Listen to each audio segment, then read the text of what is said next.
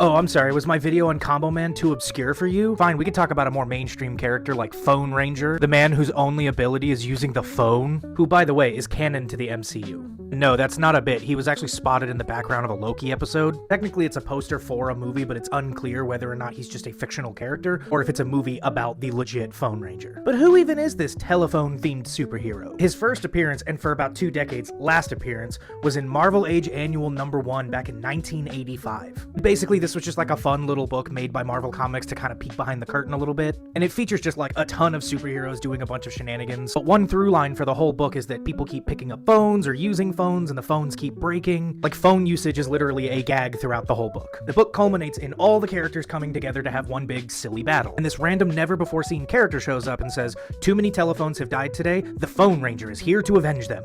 At which point he is immediately shot in the face and presumably killed. But don't worry, because just a little over 2 decades later during the Marvel Civil War story, while fighting on Team Cap, he's actually confronted by Spider-Man, Iron Man, and the NYPD. And no, he does not beat Spider-Man and Iron Man, he loses. He becomes one of the many characters that have to submit to the initiative and end up giving his identity up to the government. And then later, as a tie-in to the Civil War event, they released something called Civil War Damage Report, just basically an encyclopedia of characters that were involved in the Civil War storyline and what happened to them and their backstories. And this is actually where we get the full backstory and explanation of who the Phone Ranger even is. Now, I'm gonna save you a lot of reading and super TLDR this whole thing. His name is A.G. Bell, which is a reference to Alexander Graham Bell, you know, the phone guy. And super long story short, he's just a telephone repairman, and he got called to a job to fix a telephone headset that just happened to contain a subatomic alien race. Basically, while repairing this phone device, he ends up being able to replicate the alien technology and uses it to create his own supersuit. And by supersuit, I mean it gives him the ability to tap into all phones and telecommunication lines, so he's just really good at using the phone. And he would use this to show up to crime scenes before the cops could and kind of fight crime. And that's it. That's pretty much all he can do. It was also revealed here that when he was presumably shot and killed, it was all the technology in his suit actually diverted the bullet, and that's how he didn't die. Now, since he wasn't allowed to be a superhero anymore following the events of Civil War, he did make an appearance in Ziggy Pig's Silly Seal Comics, selling autographs at a convention called the Alley Behind a Closed-Down Laundromat Comic-Con. Here he is behind Method Man. But fear not, Phone Ranger fans, he actually made a reappearance this year in Astonishing Avengers. Again, I'm gonna super TLDR this. Basically, there's like this big alien monolith thing, and the Avengers call in Phone Ranger to try to tap into it to see if he can communicate with it in some way. A battle ends up ensuing, and Phone Ranger isn't exactly helping with the fight, and when he gets called out on it, he reveals that he hasn't just been sitting around doing nothing, he's making a phone call, and he calls more Avengers. So yeah, for at least one mission, the Phone Ranger got to be an Avenger.